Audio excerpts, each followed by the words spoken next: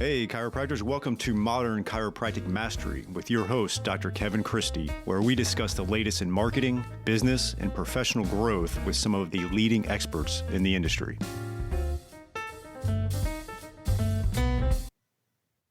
Today is going to be a special episode. It is a rebroadcast. I've never done really a rebroadcast because I always want to bring you new content, but this is with Dr. Ray Tuck. Had a lot of people reference this episode, one of the better episodes we had, one of the more dynamic chiropractors. Sadly, we did lose Dr. Ray Tuck over about a year or so ago to cancer.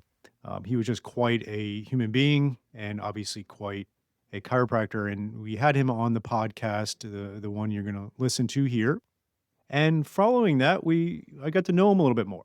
We had him come speak to our mastermind group in Fort Lauderdale, Florida in 2023, and it was quite an overwhelmingly great response. And we referenced that weekend quite a bit in what he taught us. And then he had done a subsequent Zoom call to our mastermind group as well, and just a wealth of knowledge and the passion that he brought to life and into the profession is unequaled. And so I thought it was a good idea to rebroadcast this episode with Dr. Ray Tuck so you can still gain some insights from a legend in our profession. And it was just an honor to get to work with him, get to know him, and to get to interview him. And so I hope you enjoy this interview from a few years ago. Without further ado, here is my rebroadcast interview with Dr. Ray Tuck. All right, welcome to the show, Dr. Ray Tuck. I really appreciate your time today. I'm excited to dive into this topic of, progressing through this career that we are blessed to have, and going from potentially a treating doctor to more of a CEO role. And we're going to dive into that. But before we do, tell us a little bit about yourself personally and professionally, and we'll go from there. Sure. Yeah. Well, first of all, thank you for having me on your show. I'm really excited to dig into this conversation with you a little bit. My name is Ray Tuck. I am a second generation chiropractor. Been very blessed to wanted to be a chiropractor since I was a little kid, and worked in my dad's offices. He had multiple offices. So when I graduated in 1997 from National, I came back and opened up an office under his, group or umbrella, if you will, of clinics. Practiced with him for a few years, ended up separating him from him. My partner and I, business partner and I, we pulled away, and we ran two of those clinics for a while. Unfortunately, in 2005, my father had a stroke, which was very unexpected. He was a very young man of 53, and kind of put me in a unique spot where I went from having two clinics and about 6 employees to about 9 clinics and about 36 employees, give or take. And at that point, that's when I realized I needed to probably look at my role in the company a little different. At the time, we had probably about 8, 9 doctors. We were running those offices. Brought in some business consultants to help us kind of build a framework and a 10-year plan on how we would turn it into fruition. So on a personal note, I'm married with 2 children. I've been married for 27 years now. My wife still talks to me, which we're real excited about. And I'm about ready to be a grandfather. So I'm so excited about that in September. So. Oh, that's great. That's great. And where do you live, and where are some of your practices located? What regions? Sure. I know you have multiple. Yeah. We're in Virginia, southwest part in the mountains, the more rural part of Virginia. Virginia Tech is where Blacksburg is located, and Blacksburg is where our headquarters are. Perfect. All right. Did you go to Virginia Tech? My wife did, and I went to Radford University right next door. So Gotcha. You have to be a Virginia Tech fan if you live in Blacksburg, or people throw toilet paper at your house. That's right. I went to Florida State, so there was a little rivalry there. We've experienced some of that. Yeah, I was at Florida State when we did actually win a national championship. Yeah, that's awesome. because something about Florida State used to whip us every time. I Mhm. don't know what it that Bowden had it down on Beamer. Yeah, and then you guys had Michael Vick, and that was a little scary, but we were able to, handle that for a game, so that was good, but, I appreciate the kind of the onboarding of how you got to where you are now. I actually made it public a few weeks ago in my Facebook group, where I'm going to go down this journey as well of, I've been practicing for 16 years and been fortunate enough to do a lot of cool things with, treating patients in different scenarios. And I'm gonna next year, at some point, probably June 30th is the date I've put down to step out of patient care and take on more of a CEO role. When you decided to do that, um, tell me a little bit about your headspace during that time. Was it stressful, exciting? Where were you at on that? Well, actually, Kevin, I'd say it's both. I was scared to death because on multiple fronts. Number one, I absolutely love treating Okay. patients. I had such a ball, and I still probably could say I miss it to this day. Mhm. The interaction, watching patients go from a state where they're not able to live life to the fullest to really helping them achieve whatever their goal was. However, I will tell you one of the cool things and the exciting part is how can you expand that impact, right? Mhm. In Southwest Virginia, we really wanted to make an impact on our communities. I grew up here, so watching people, improve people's health and really changing the way they experience healthcare was Mhm. important to us. So putting those energies and that experience as a clinician into building a organization around that, I think has been very exciting, but it's scary as hell, to be honest with you, Kevin, because, if you're producing income as a provider, as you are, and you're gonna have to replace that income, right? So that you can continue to grow and thrive, and so it's a little scary at times. Yeah, no doubt about it. I would say, I've had this in my mind for a few years. I didn't know when it would be. I've kind of accelerated it a little bit. I went from part or full-time to part-time after the pandemic, and that was a Right. big jump. So I'm treating patients Mondays and Thursdays only, and we're doing well. We've got a great doctor here that's full-time, and then bringing on another doctor in January to onboard for about 6 months before I do, step out. Mhm, And yeah, for me, I kind of just, I've been fortunate to really grow the Modern Chiropractic Marketing Group, the mhm. Chiropractic Success Academy, and also the practice. And between those three things, I feel like I can make a big impact. And it's taking a lot of my time to develop that even further. And I think the more, hopefully, the chiropractors I can impact, that'll offset some of the maybe purpose that I'll lose out on treating patients, because it is a big sense of purpose. And you just, I mean, there's so many great things about treating patients. So I can appreciate what you're saying on that.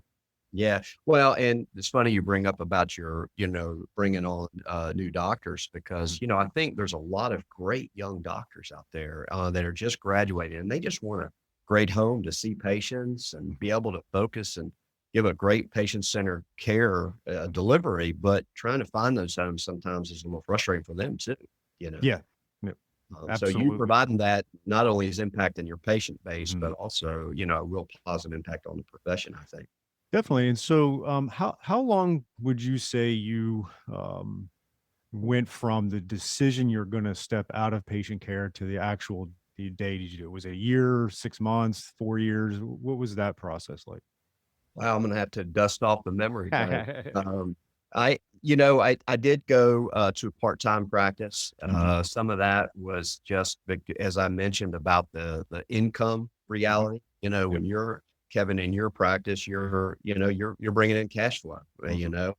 And it's the dirty secret, unfortunately, that we are running businesses. I Yep. mean, and now I have to say, in thinking about us hopping on, the one thing that always pops in my mind, healthcare is a fickle business, right? Mhm. Because if you are running a manufacturing company or another group, it's not bad that profits are your main, you know, kind of net, KPI, if you will, keep Yeah.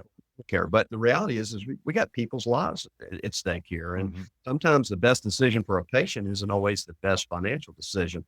So you've got to buffer that in or budget that in. And by pulling out part time and then slowly kind of replacing that with a younger doctor, kind of can help make sure that you don't compromise the patient experience or patient outcomes, except make sure that you can, live a good life with a strong business. A healthy business is part of being able to provide great care. Yeah, no, absolutely. And I'm going to give you an example. One of the things I'm doing, and then I'll let you think on something maybe that you did to help with the transition. But I'm gonna.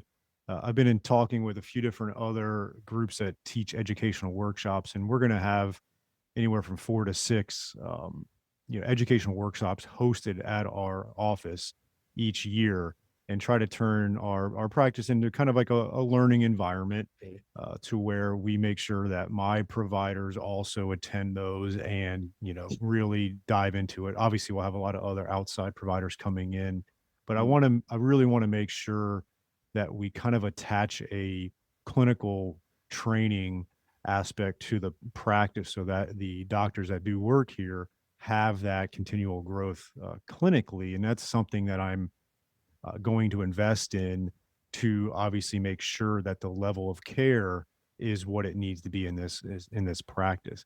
Was there anything in particular that you did to make sure that your doctors really were able to convey the same type of care that you were when you were treating patients?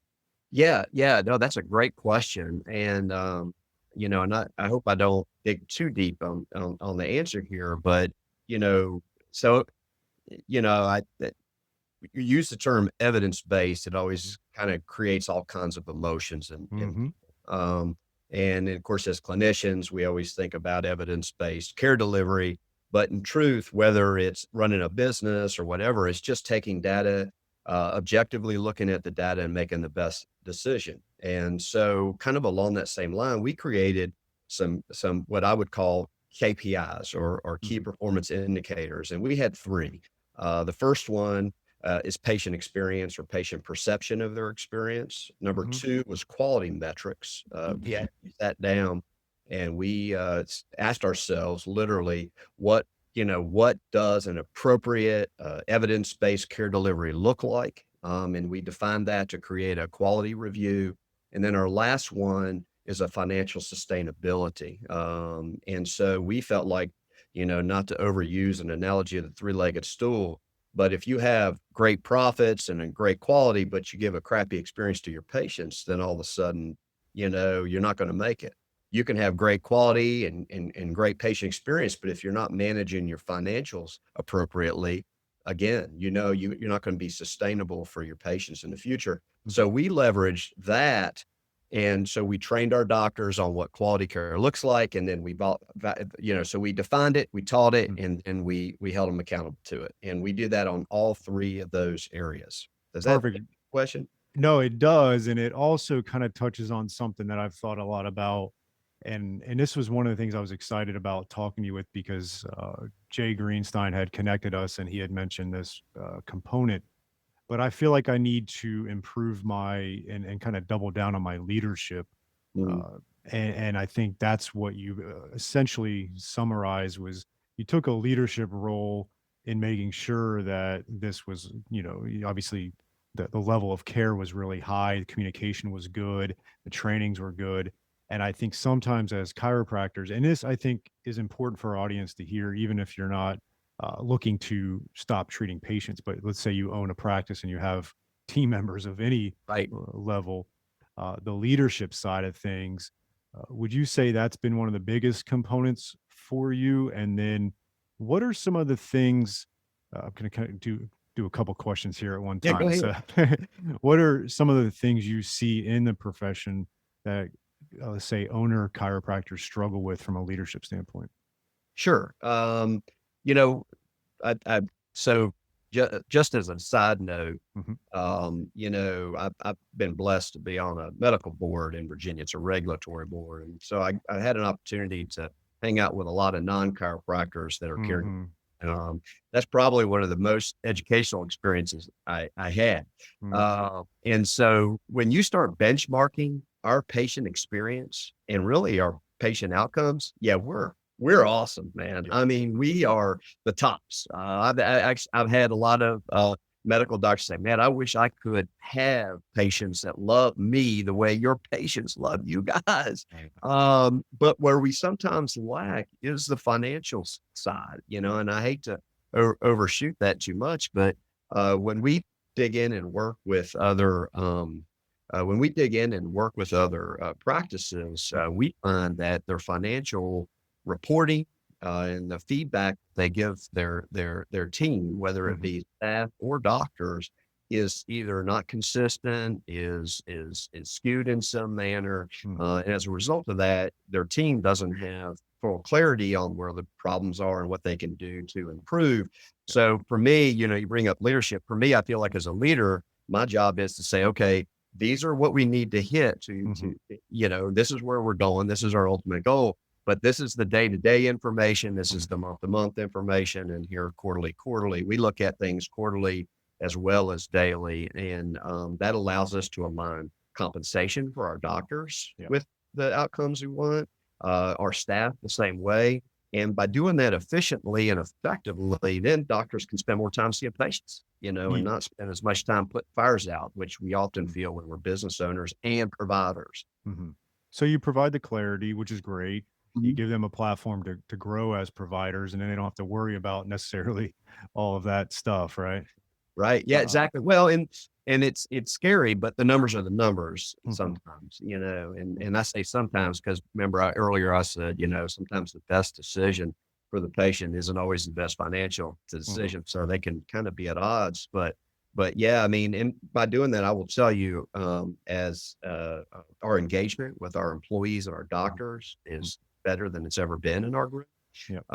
Patients are happier than they've ever been, Mhm. and quite honestly, our profits have been better. And so as a result of that, over the last several year journey, which by the way even predates COVID, Mhm. we were seeing these results, and that's very exciting to us because we feel like we can just kind of continue to grow and expand our impact from there. Perfect. Let's take a break from today's episode and announce our first sponsor. This is going to be Propel Marketing and Design.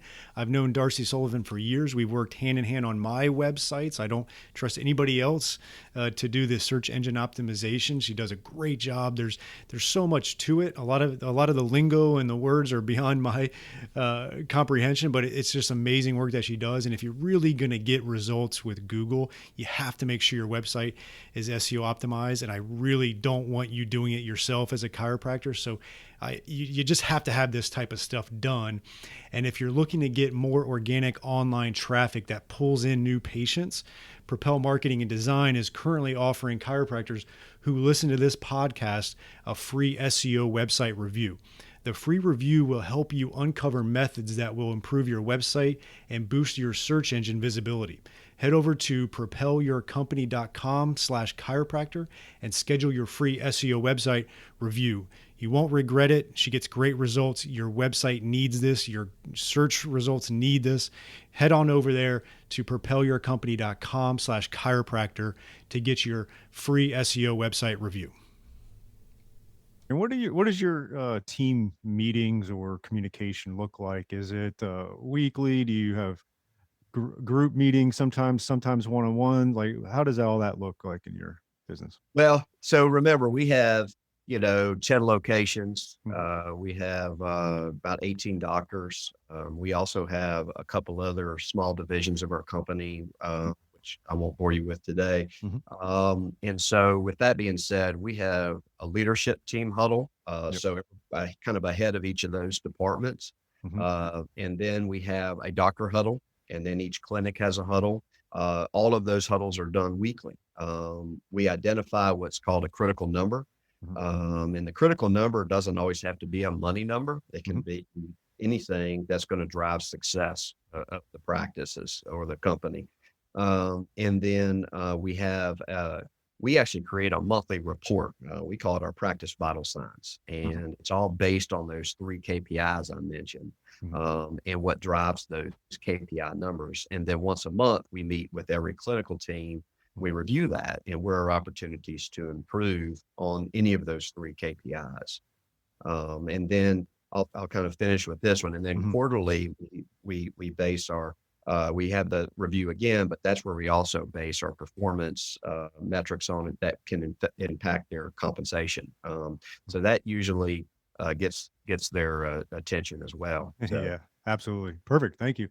Speaking of financials, one of the questions I wanted to make sure I ask for anybody that's, and I have some thoughts on this, but I definitely haven't ironed it out completely yet. But anybody that's looking to do something like this, what do you recommend? How much of a runway, say, after, like, they stop treating patients, is there going to be a period of time where the revenue could dip but then come back as long as you're doing the right things? How much financial backing should they prepare to have to right. offset any of that? What are some of your thoughts on that? Well, that could probably be a pretty the answer is yes, right? Hmm. Yeah. You need to probably expect a dip. Hmm. If patients love you, Kevin, the chances of 100% of them just transitioning to another doctor are probably slim. Yeah. However, you might be able to capture 70% of them, depending on Hmm. who the doctor is and how well they do, 80% of them. So I think you should definitely create scenarios or contingency plans. Hmm.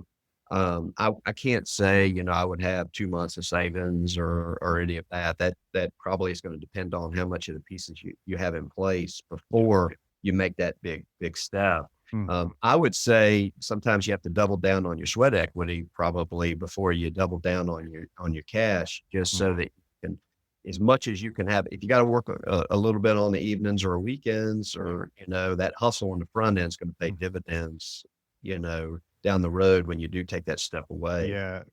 Let's take a short break for one of our great sponsors, TrackStat. It is a new type of software plugin for your EHR that combines patient communication, marketing, automation, and statistics with patient and employee tracking. Built by chiropractors for chiropractors, it shows your team what to focus on each day. See patient visit habits, missing information, unpaid bills, insurance collection visit average, and more. Great visibility of data so you can focus on filling your office with your best patients. When you can see what your staff and patients are doing or not doing and take action accordingly, your profits naturally grow. Take TrackStat for a test drive in your office with our free trial. Not a techie, no problem, we can help. To get started on your free trial, visit trackstat.org and watch the demo. That is trackstat.org.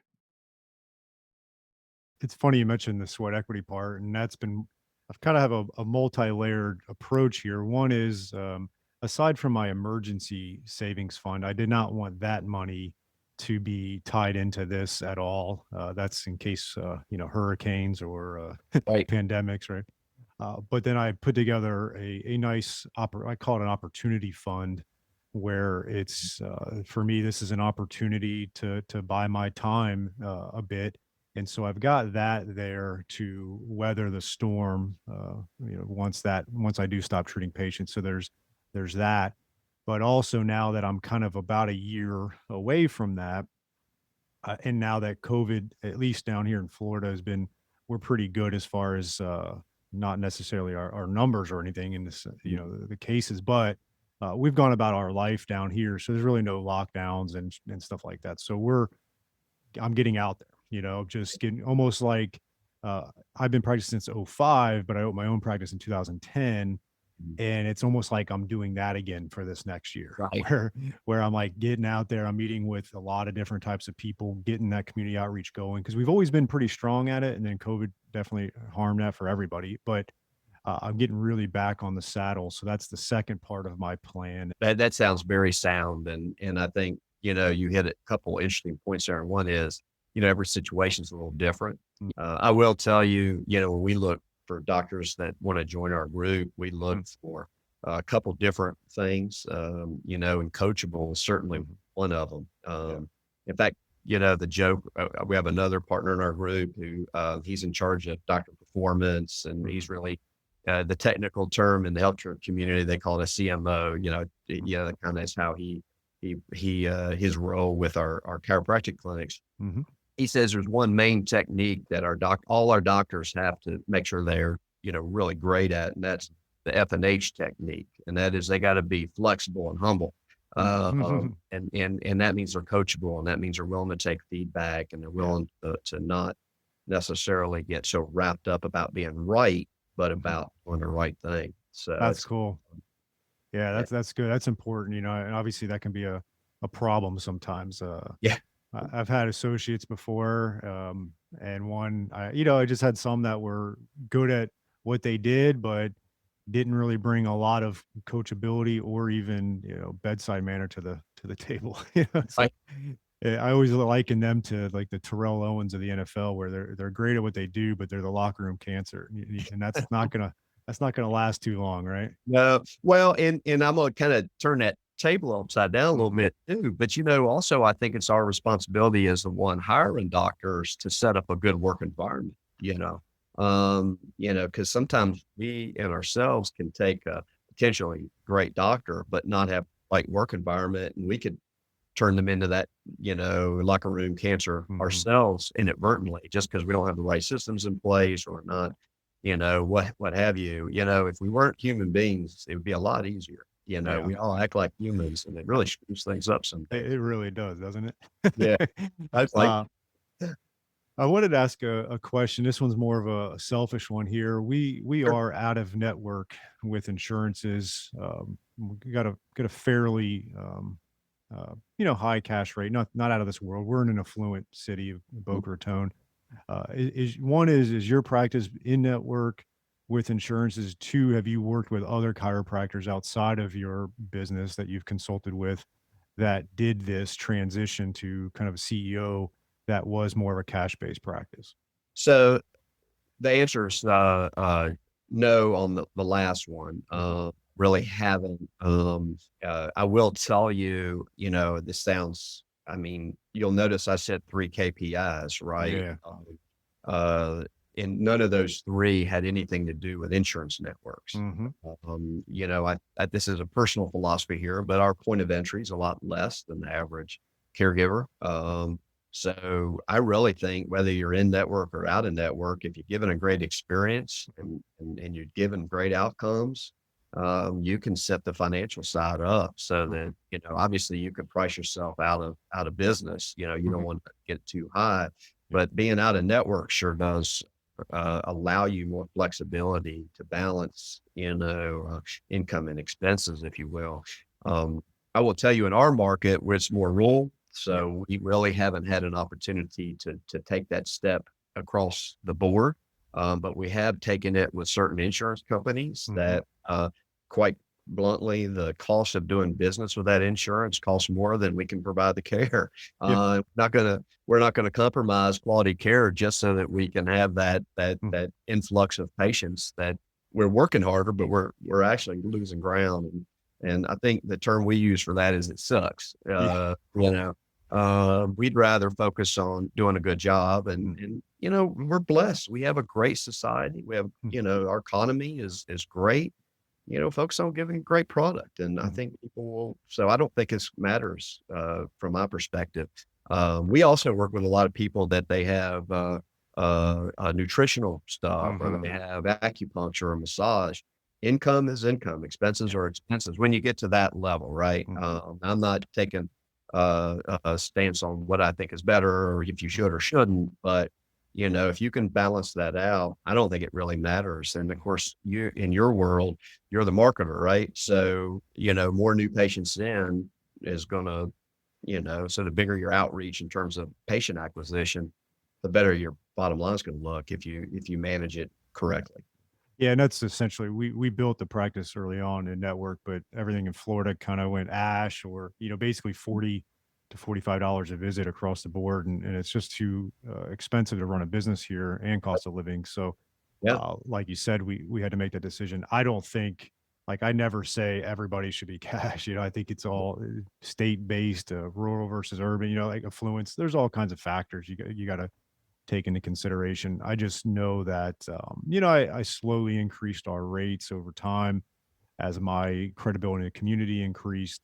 And then it's going to be interesting to see when I step out if we're able to maintain that. And so that's something I'll have to monitor, obviously.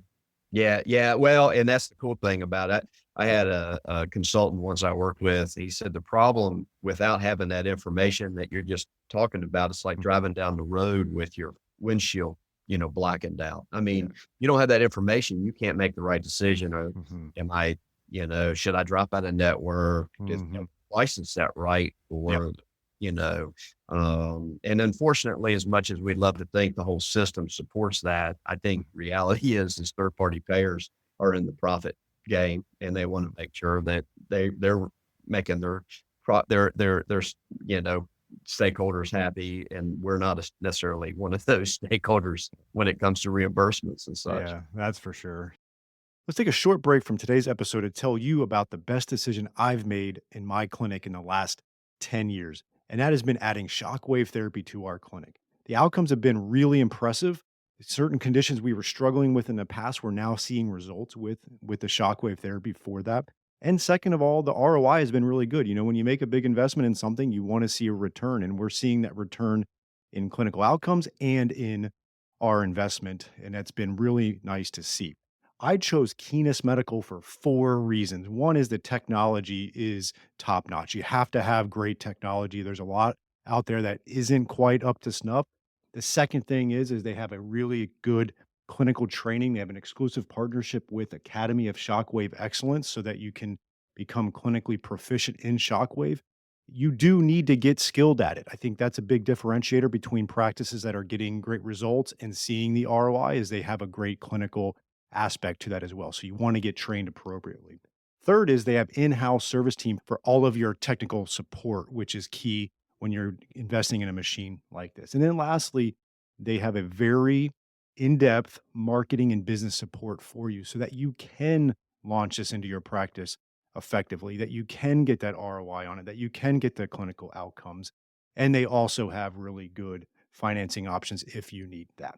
So go to kinasmedical.com, KINAS medical.com, mention MCM podcast and receive a free shockwave in practice book with a purchase of a unit. So that's kinasmedical.com, KINAS medical.com, and mention MCM podcast. So, um, how many years have you been in the CEO role? I have been doing this full time for, gosh, probably 8, 10 years. Okay. Prior to that, I was seeing patients part time. Mhm. I would go back and see patients part time here and there, and of course, we all have those patients that we come off the bench for and Yeah. see. But I've been in this leadership role for that time, and I'm not necessarily saying that if I would have been in your shoes, I would have had the clarity to do it. But Mhm. when I went, I mean, we grew up to about 13 practices and about 75 employees. So Mhm. you only have so much time. Then I took on some volunteer roles that sucked up a lot of my week as well. So between those, I was kind of forced into it a little bit. Mhm. But I now realize that I made the right decision in Yeah. terms of for me, in our Mhm. Mhm. And what have been some of the positives of getting out of patient care for you in your life? Right. Well, I mean, that's a great question. And I can't emphasize enough. I still sometimes are very tortured whether that was the right decision. Yep. Mhm. I am a chiropractor. Mhm. But I'll tell you the positive thing and now I'm gonna center it back on the patients. I tell you, Yeah. when you got a lot of responsibility where you've got, even 10 employees and Mhm. you're having a hard time focusing on a patient because you're thinking about payroll or you're thinking Mhm. about, you got to deal with this employee situation or you're thinking about you got to set up the marketing plans and you're building the financials and you throw all that in there. If you can't be 100% engaged and present for your patients, I think you're letting them down. Yeah. And that was kind of where I felt that my biggest benefit is now when I'm working on certain aspects of the company, I can be 100% engaged and I'm not feeling this tortured moment. I joke about that chiropractors live their lives in 5-minute increments, okay, I'm doing this, now I'm doing this, and I'm doing this. But if you can't see it through sometimes, you're putting the little fires out, but you're really missing the big picture, I think sometimes. And me being in this role has allowed me to step up above it a little bit. Mhm. I still can get in the weeds occasionally and make Mhm. sure it's working right, but I can look at it from a 10,000-foot view better. Yeah, So does that answer the question? no, it's perfect because that's something I've struggled with over the last few years as I've grown the modern chiropractic marketing group and I travel more with speaking and really creating a lot of content for chiropractors. I've found myself getting distracted during patient care, and I think sometimes the best thing you can do is just be honest with yourself, right? Like, And that's where I started to finally be honest with myself and say, I can't be distracted with patients and give the best care. And I mhm, don't see how I can get away from being distracted. right, And so I do think the answer for my patients is to have great providers in here that will have a less likelihood of being distracted. And right, so that's kind of the way I've looked at it. And I've had an intimate knowledge of a couple big orthopedic groups because I actually before I bought my own office real estate, I just subletted space in a couple different orthopedic groups, and they were big ones, and they were fortunate enough to have the type of revenue and profits to where the surgeons did all the doctor work, and they were able to afford having kind of like a CFO or CEO type of role that was a business person, not a doctor. Obviously, it's very hard to do that in most chiropractic clinics because there's just not enough meat on the bone to mhm. hire a $300,000 a year CFO or something like that, right? And so it struggles. So, like you said, we live in 5-minute increments and we're wearing many hats, and that can be difficult, right? Mm. Well, and the one thing that is probably better now than ever before, and it's something that I would encourage all your listeners to kind of process. Man, there's a lot of fractional options now, Yeah. bringing in a CFO for 5 hours a week or Mhm, 20 hours a month, let's say, that can kind of help you on a strategic level and help you look at your financials and mhm, you can do the same thing with a CEO, and those kind of things. And so you get the benefit of one CEO working with multiple mhm. practices, let's say, Yeah. but it allows you to still get the quality of that $300,000, executive, but you don't have to pay 300,000 for it. Yeah. And you're right. That's a big thing. Cause I mean, I realize like we have a CFO, right? Mhm. And he has been invaluable to us to Yeah. go to the next level. Without him, we couldn't do what we're doing, Mhm. Yeah. On the other hand, we weren't the size we were, I couldn't afford it. Yeah. So here we are, Yeah. Yeah. And there's not a ton of chiropractors out there with 10 clinics or so and the type of revenue model. Mm, I'm always I love talking to docs that are doing it because it can be great to do it that way if you do it the right way, and right. that's what's cool about it. But you're right. I did do a podcast about the idea of having a scaffolding around your business, Mhm. and I have a lot of different types of people that help me. And I do have Christine Odell, who's kind of my de facto CFO. She Right. handles my finances in a way that's both business and personal, helps me make these decisions and all that.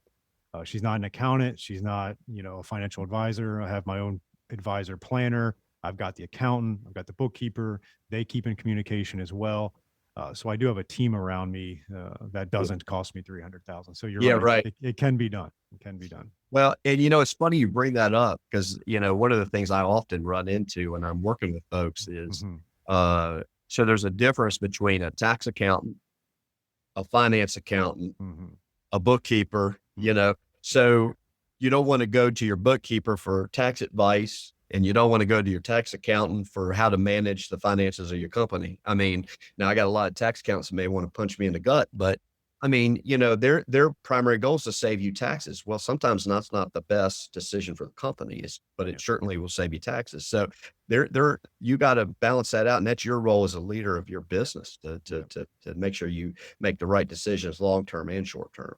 Definitely, definitely, and Yeah. it's great to have the communication with those folks as well. And then ultimately, yeah, it's your decision. You got to take all the information in and make the decision. And that's what I've been trying to do, and as I grow, the three businesses that am part of. So it's definitely, I only have one location, but obviously three businesses. So there's a lot of moving parts, and they all kind of intermingle. Right. It's pretty cool because I'll take some marketing strategies and ideas and use my practice as like an incubator for it and Right. see if it works. And if not, then I'll report back to chiropractors on the podcast and stuff. Right.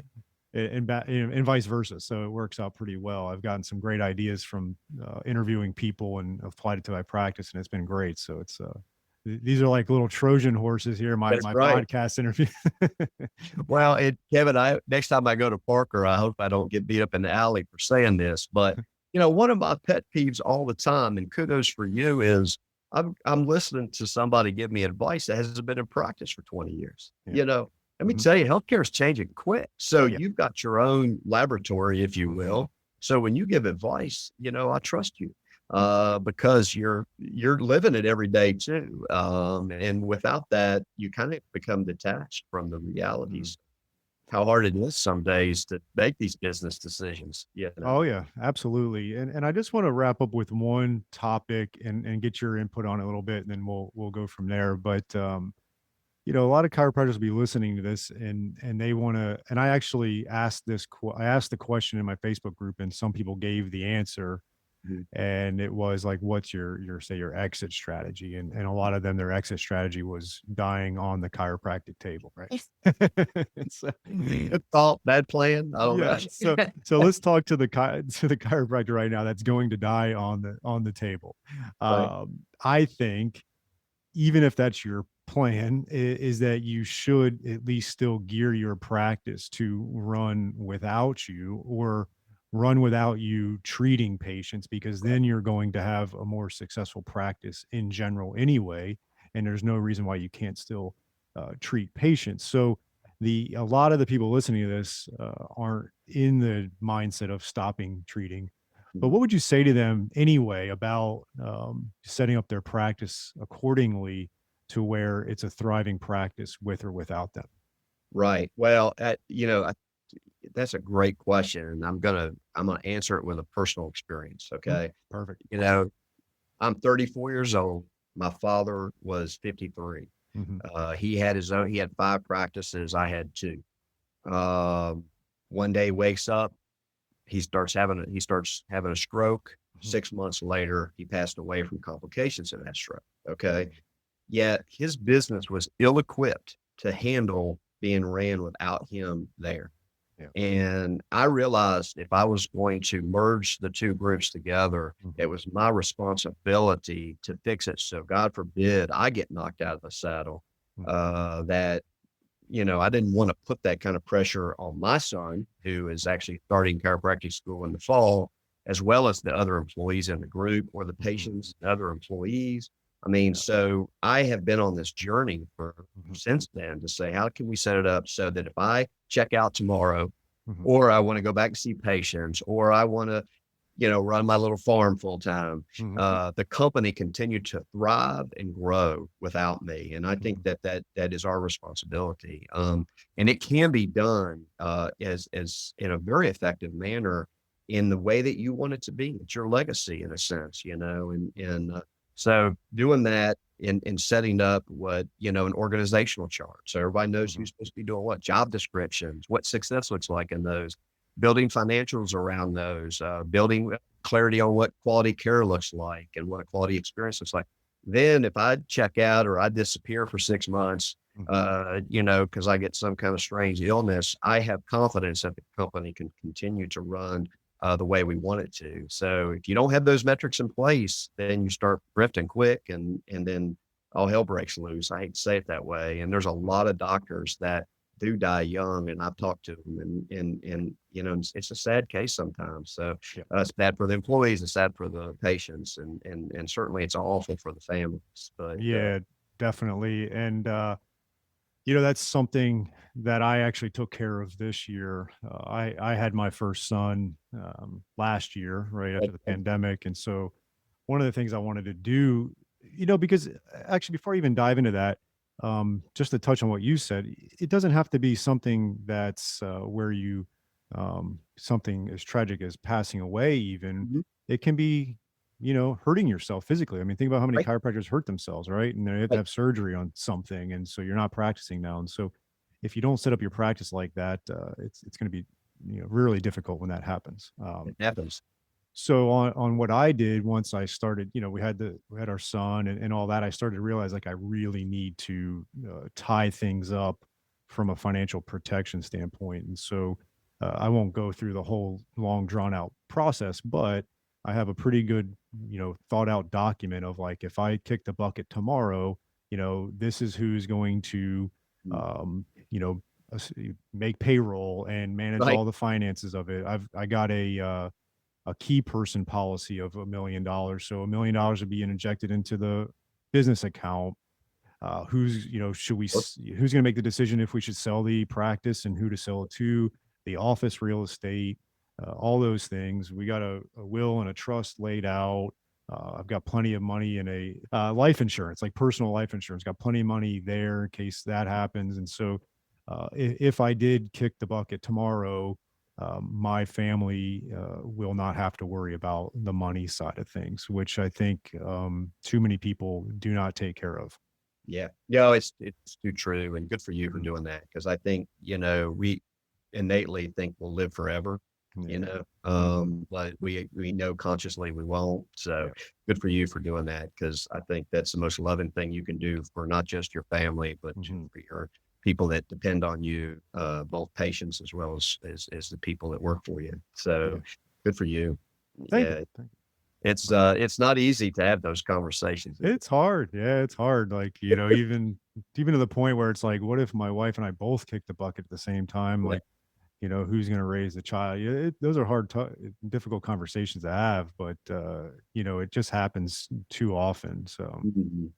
Well, and worst case scenario is you've set the business up. It's now a stress-free business that mhm. produces regular revenue for everyone. Patients are getting great care, and you live to 100. So worst case scenario is you prepared all for nothing. I can live in that world. I E- don't know about e- you, but Exactly. so Well, I really want to thank you for your time today. You brought a lot of great insights, and again, for the audience that's listening, if you have that desire to get into a more of a CEO role, start planning it out, see what it looks like, and hopefully today's episode was really helpful for that. Perfect. Thank you so much for your time today. oh, my pleasure. And thank you, Kevin. I appreciate you inviting me on your show. I hope you enjoyed this week's episode. And if you want to make the shift from busy, broke, and broken to time free and cash confident, or you just want to continue with the exponential growth, check us out at modernchiropracticmarketing.com. Look at the MCM Mastery tab, watch the short video on there, and check out what we are doing now for evidence informed chiropractors. We are equal parts coaching and marketing done for you. Yes, you shoot some videos, we help you with campaign strategies and ideas and really become a thought leader in your community. You shoot those videos, you send them to us, we produce, edit, and brand them to you. Then we distribute them through all of your channels. We also take them and we turn it into one good blog per month. And every other month, we have Darcy Sullivan producing a robust blog with a topic that you pick from her database to help with your SEO. So we essentially become your content marketing agency to make sure your practice is always having ethical, elegant content marketing to help grow your practice. On the coaching side, we also help you with everything from marketing ideas to business, communications, finances, anything practice growth, and really try to help prevent you from being stuck on that island. And we hold you accountable. We have a great group of doctors that are just doing amazing things, and we look forward to help you out to take that next step in your practice. So again, check us out at modernchiropracticmarketing.com and learn more.